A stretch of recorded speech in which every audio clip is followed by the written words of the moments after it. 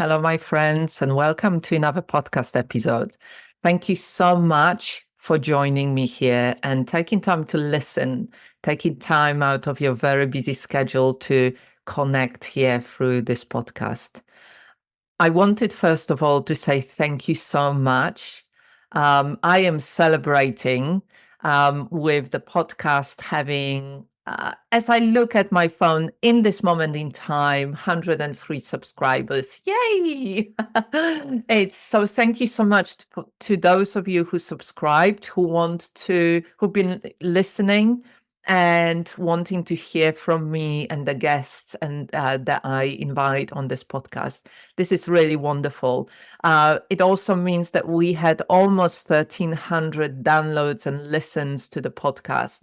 And that is amazing considering that the podcast only started in September, beginning of September last year, 2023. Obviously, after like 2 or 3 years of thinking about it. But this is a huge, huge, huge thing to celebrate for me and the community. So thank you from the bottom of my heart. Thank you so much for taking time to listen to it. And if you've been listening to me, you know that I love collaborating with other female practitioners. There is so much richness in those connections. There is so much wisdom. And there is so much support as well. And over the last few weeks, I've done quite a lot of different things. I had some amazing women who I interviewed for the podcast, and that will be released in the coming weeks. I've also had the pleasure of recording a session for Menopause Summit that will be coming out soon, and that is run by and hosted by a wonderful practitioner, menopause expert called Jacqueline Rose. Amazing stuff, and on that podcast we were talking about trauma and menopause and the impact of trauma as we are going through perimenopause and menopause, and embodiment, and how can we take care of ourselves, and why is it important to talk about this? As you know, I run a training, 160-hour trauma-informed somatic teacher and coach for women training certification. And one of the questions that I get asked a lot is, why is it for women? Why is it for women? Why don't you just run it without focus on women? And, the reasoning for that quite often I hear is that we want to be inclusive. And of course, I want to be inclusive as well. I'm not saying that these practices wouldn't work for men. Of course, they would work for men, and they would work for teenagers, and they would work for children if we modify them. But for me, as a woman living in today's society, I really want to acknowledge that women have got different physiology. Women have different roles within our society. We have got different conditioning. We have got constant messages coming at us right from when we are born to the moment we die about who we should be as women. And these messages are often so mixed, so mixed. Be pretty, but not too pretty. Be smart, but not too smart. Be fit, but not too fit. Be outspoken, but not too outspoken, because then you are, controlling bitch or whatever kind of we are called. So there's so much stuff in here. It's, be independent, but also be submissive. Take care of your needs, but you have to prioritize others.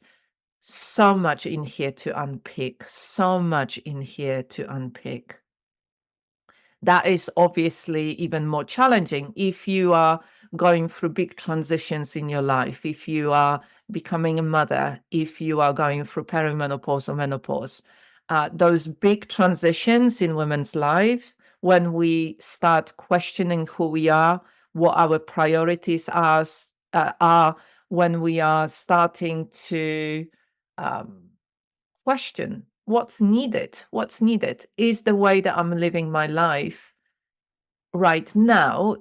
Do I want to continue living my life in the same way? Or maybe things need to change. And who am I really?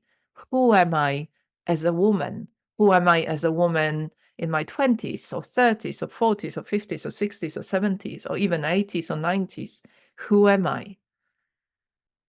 And not just the roles that we play as mother, as daughter, as sister, as carer, as um, even within the roles of our work, a healer or a coach or a teacher or social worker.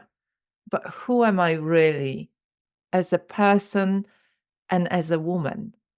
These are really important questions for us to explore. And to be able to do that, we need a little bit of time on our own. Like, if we don't have time to reflect, to be with our own thoughts, with our own feelings and felt senses, to really explore what's going on for us, and not just on that surface level, this initial level, but actually clearing some space on that initial surface level of what's going on for us, what are the stories we are telling ourselves, to be able then to drop deeper within our somatic felt experience, and really notice what's underneath all these stories and the initial feelings and thoughts. To be able to do that, we need space. I know certainly for me and the women that I work with, the spaciousness is so important. To know who I am, what's really important to me,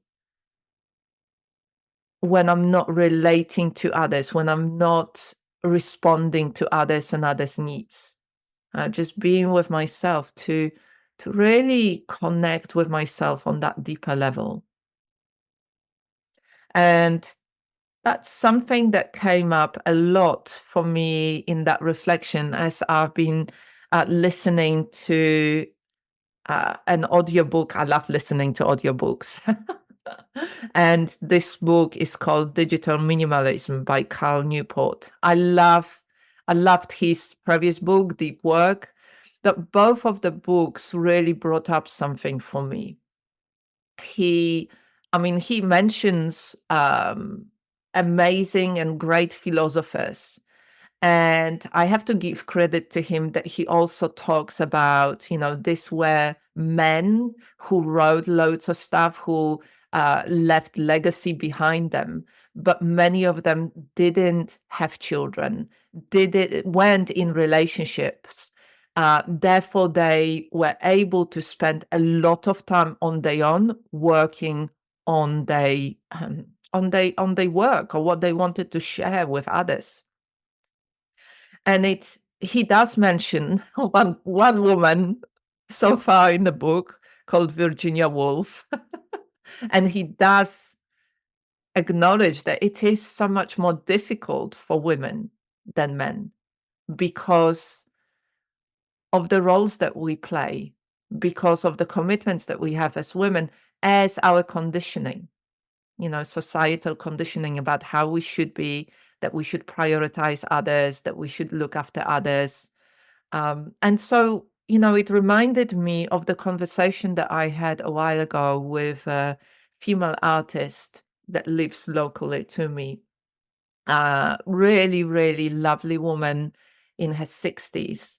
And I've known her before when I was running my yoga and wellness studio. She used to come to my classes. So I've known her before. And then, she got a dog, we have a dog. And so I keep bumping her now these days in the park. And we often chat. And we had this really interesting conversation about women, about the impact that women make. And somehow we ended up talking about, she was telling me basically that women her age, her generation, which is, generation before me, because she's older than me, but that generation of women have been heavily criticized by I guess majority of men and critics and other artists, that they have not created as much art as their male counterparts. And we were talking about why that happened. Why didn't they create as much art as they male counterparts within their generation? And she was very clear about this. She said we had to fight for our rights. We had to do a lot of social justice movement. We had to fight for what's available for women rather than stay at home and create art. And this is the reality of the society that we live in. This is, if we talk about what women can create, we have to look at the bigger picture. We cannot just say, oh, you just work on yourself, you go to therapy or you go to some self-development, and as long as you work on yourself, you'll be able to achieve as much as your male counterparts. And that might not be the case, simply because there are other things that we need to take care of. We this last weekend I was running module 2 of our trauma-informed somatic teacher and coach for women training certification, and we talked in the first 2 labs of that module 2 about the nervous system. We talked about polyvagal theory. We talked about the physiology, so the nervous system and the physiology, and how the nervous system and the physiology links up also about what we think about ourselves, about what we believe about ourselves, about our potential, what we are able to do, what we think about others, and also what we think about the world. And we talked about, how is that impacted also within trauma, if trauma happens to us.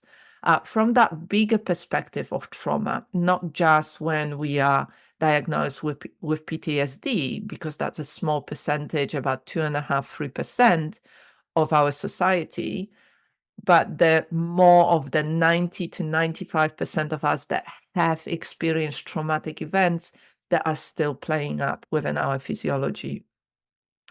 And in module 3, then we talked about what it means to be a woman in today's society. We talked about the impact of trauma on women's physiology, on the way that women try to cope, on the way that we are impacted by trauma. And, we were talking about the coping mechanism and really looking at trying to reframe it. So the constant bombardment and the constant impact on us, on our nervous system, on our physiology, and then response within our physiology, whether we are continuously in the fight or flight, that sympathetic response, or whether we even go into freeze or shutdown mode. We really have to understand that if we don't find a way to recover on a daily basis from the impact of danger cues we are bombarded with, we will hit burnout. It's unsustainable. And for many of us as women, we do not have enough time to recover. We do not have enough time to have that downtime. And sometimes we do not have the skills to be able to do that. Because a nervous system that is depleted beyond being able to recover comes from that survival pattern. We either don't know what our needs are and how to take care of ourselves, or we don't know how to receive support from others because others do not feel safe enough. We might have developed this hyper independence where we know we can trust ourselves, and we can count on ourselves to do something, but we cannot allow others in to support us because of our past experiences. Sometimes, and quite often rather, it is the combination of those two.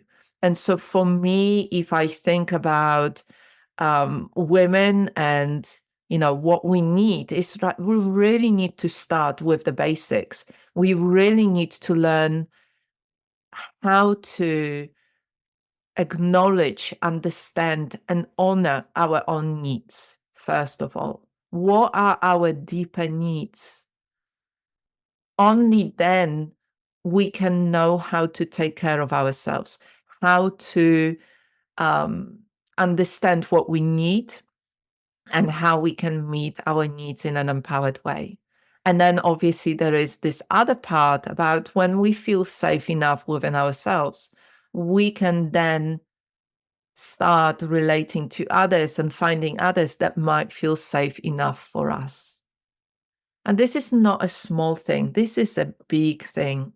Because even, through the conversations in the training and with my clients, I know that it can bring up so many emotions, the emotions of anger and emotions of frustration and emotions of sadness, or even grieving for what could have been. There is so much here. And no wonder that so many of us are really quite stressed out or anxious or feeling unsupported or even confused or overwhelmed, not knowing how to even change it, how to even approach it, how to start this process of change. This is why, for me, understanding the nervous system and the physiology that comes with it is so, so important. And it can be so amazingly empowering because it translates it from some labels that we might have been giving into this understanding of, oh, now I know, now that makes sense. It makes sense. Now I understand what's going on within my body. Now I understand why I keep just feeling stuck, even though I'm working so hard all the time. So really those two things, and polyvagal theory talks so lovely about this, there's two things that if we understand them, if we make sense of them, then we feel empowered to actually start changing it. Understanding that our state, our physiological and nervous system state creates our stories. We can work with the story and the meaning and reframe it and look at our beliefs and look at our identity, and we can work with our state, with our nervous system and physiological state, with our physiology. We can then really start to embody more of those states of feeling safe enough, feeling more grounded, feeling more present, feeling more supported, and starts changing the meaning that we created about what happened to us, the traumas that we experienced, the betrayals that were part of our past. And then we can start making different decisions, different choices. And, one of the things that are so important in here is that we do it at a pace that is right for us. I've worked with so many women that had, gone on some kind of workshops and had this very cathartic release, and, it felt amazing. But later they couldn't integrate it. Nothing really changed, even though they had this amazing release. And that, for me, that is a sign that they had a part of what they needed, but the other part wasn't there. We have to make those points of reference of how does it feel to be safe, to feel safe enough within our body, How does it feel for you to feel supported?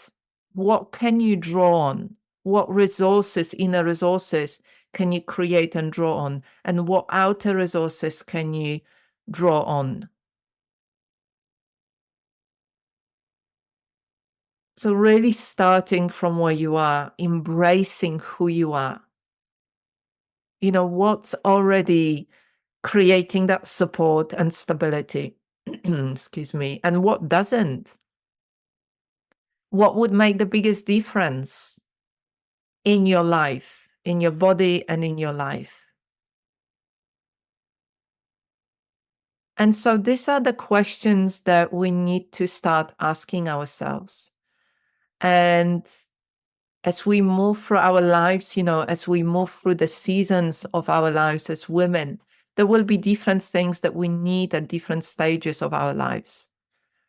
As I was talking about, preparing for the menopause summit, I've been reflecting quite a lot about how different my needs are now that I'm 51 and I'm in the middle of perimenopause, to how my needs were even 5 years ago, before I entered this very deeply transformational, transitional time in my life. How my body's needs are different, the support that I need is different, what I regard as my priorities. All of this is important. All of this is valuable.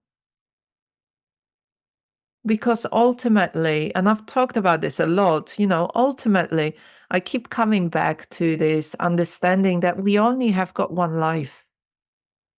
We only are here today. We don't know if we're going to be here tomorrow or in 1 month time, in 1 year time, in 10 years time.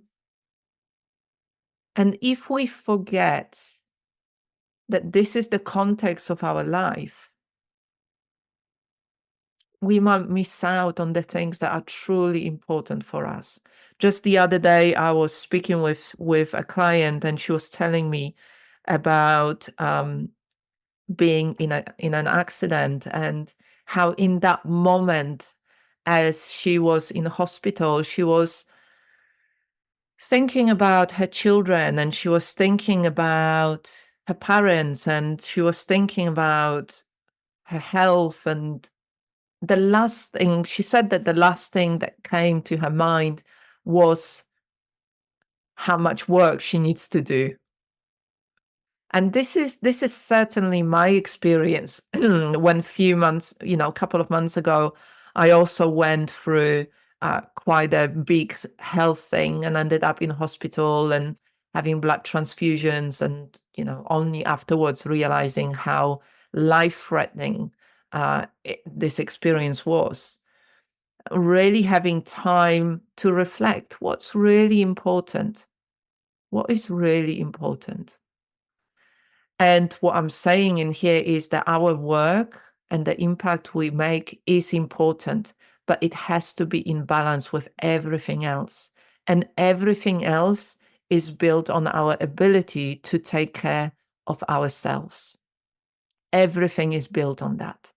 It's not an afterthought. It's not something nice to have.